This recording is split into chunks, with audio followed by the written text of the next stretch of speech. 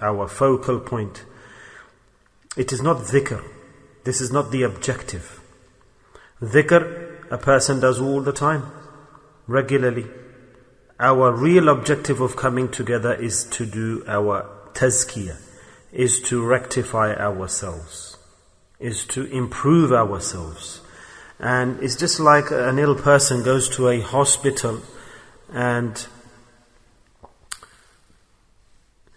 that ill person, the patient, the first condition of that patient will be that he will explain to the doctors in the hospital that these are the illnesses, or this is the illness I have. Do consultation with the doctor. And then after the consultation, the doctor will prescribe some form of medicine, cure. In the same way, the gatherings of tazkiyah, in these gatherings of tazkiyah, we have the same situation. That in reality, we have come for the islah of our batin. And then after that, medicine is given, and the medicine is the dhikr of Allah. So there must be a hospital for the internal sicknesses, there must be a GP for the internal sickness, there must be a doctor for the spiritual sickness.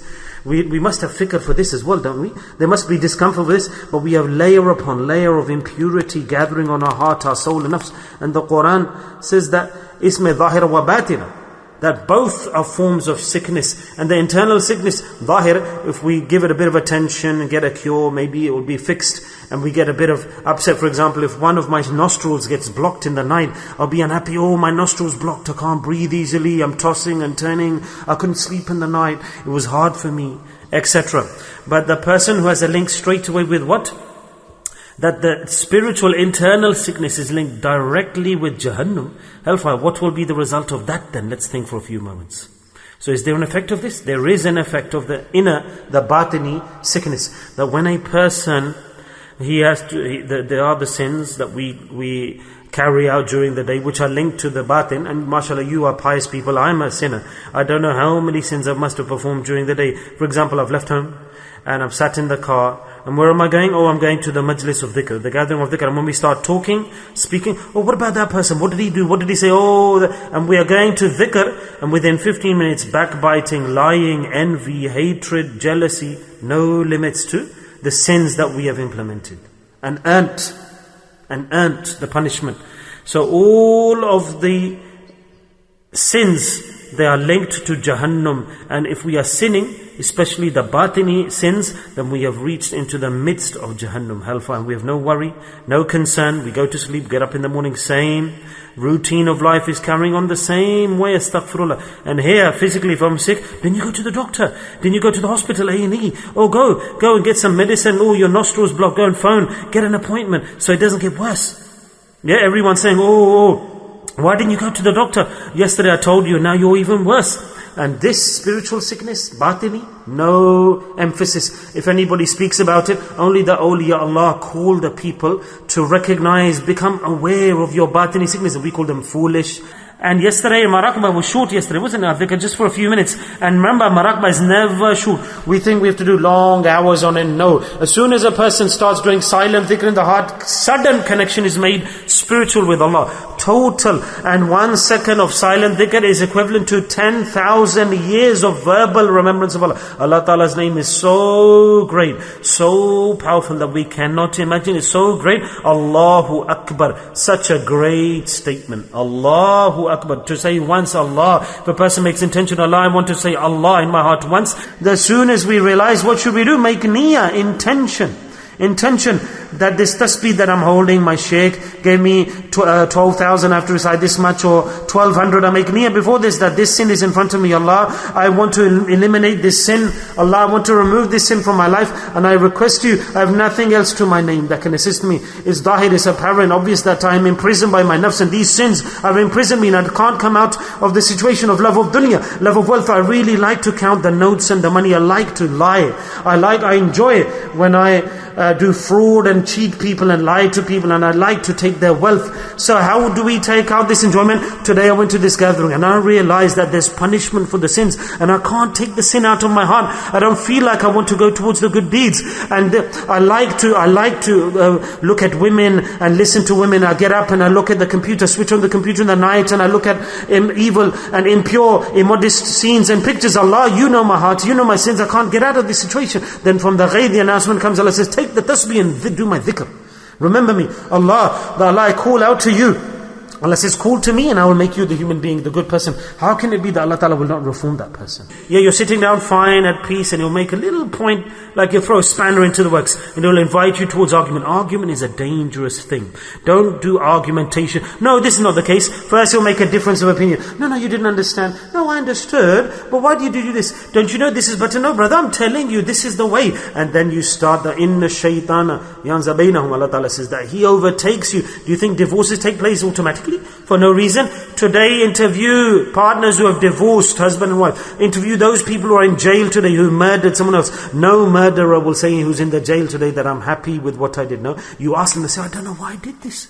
I can't understand what overcame me.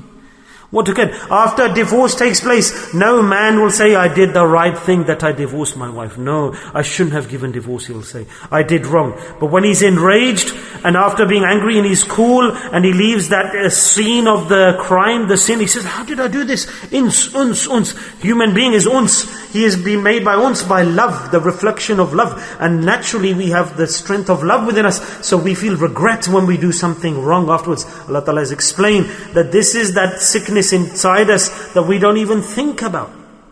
We don't think about it.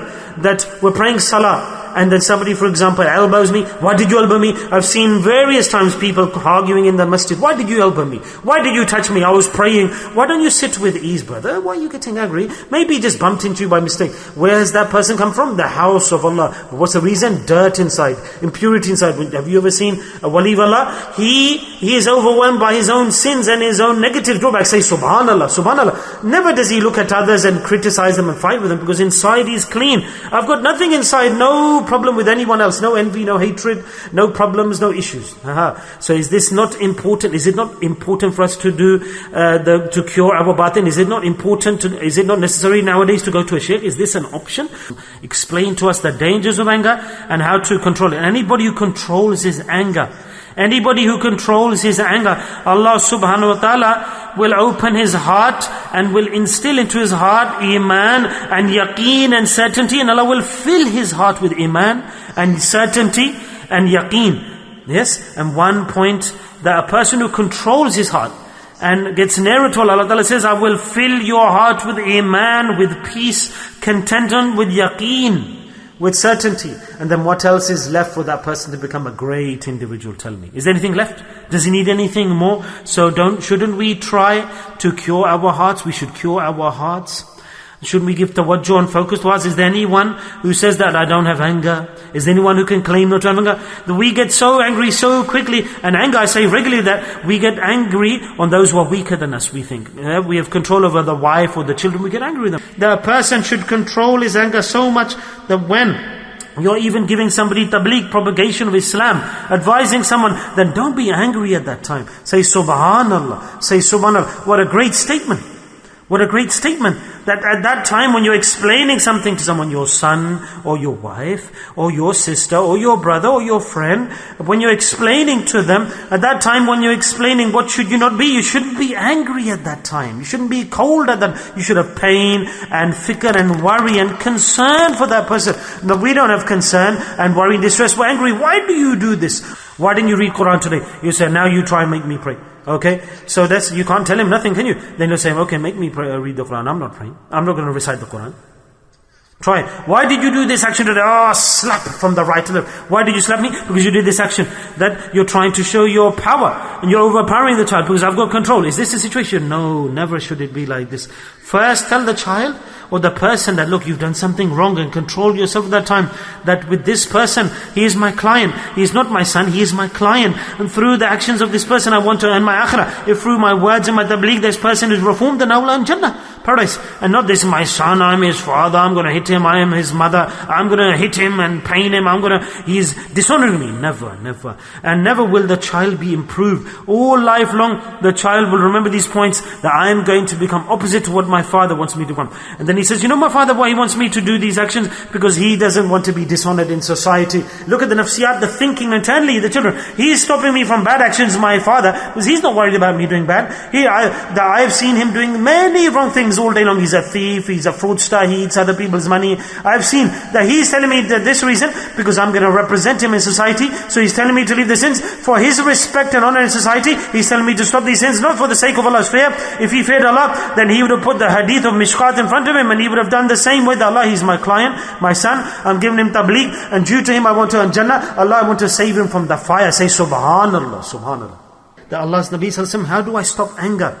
Very beautiful method to cure ourselves. Very easy, straightforward, and very simple solution to anger. Not that it's hard and it's such a severe anger. There's a big cure that we have to spend days and weeks. For example, for illnesses, we have to inject ourselves 10 times or 12 times and bring injections and needles. We go to the hospital and then they put the needle, the drip into our hand. Or we have to take the liquid out or inject him with the glucose, etc. They don't do anything, but they just inject us straight away. So, what a big sickness of anger. But Allah's Nabi Sallallahu Alaihi Wasallam has told us a simple solution, very simple solution, that when you become angry, when you start to become angry, وَإِذَا غَضَبَ أَحَدَكُمْ فَلْيَسْتَغْفِرْ.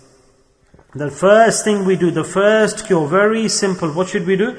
Just go silent straight away. Subhanallah. Say Subhanallah straight away. Subhanallah. The Prophet ﷺ said, when you think, you see, you feel you're getting angry, go quiet. Stay quiet. Remain quiet. Zip it. I swear by Allah, it is guaranteed within 5 minutes that problem will be solved straight away. And you can experience this. You can experience this. Totally you'll be sat cool, and you will totally release all the gas and the pressure of the anger, and you will be at calm, at ease. When you see that the anger is coming, then follow your stuff. Totally cool yourself and go silent. Totally silent. And this we need to practice. And secondly, what is the second thing? Subhanallah. Like the Quran has told us, that as soon as you're angry, and those people of understanding, what do? They straight away turn to Allah subhanahu wa ta'ala, and they start to remember Allah subhanahu wa ta'ala.